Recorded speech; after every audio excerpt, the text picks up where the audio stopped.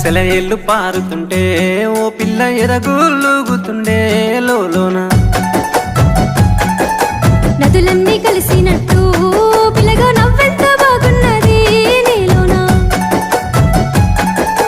గాజుల సప్పులు గలుగల్లు మోగంగా గజ్జెల పట్టీలు గంటేసి ఆడంగా వరిగడ్డి మోపు ఎత్తి ఓ పిల్ల వయ్యారి నడుము పవే ఈ వేళ సిగ్గు సింగ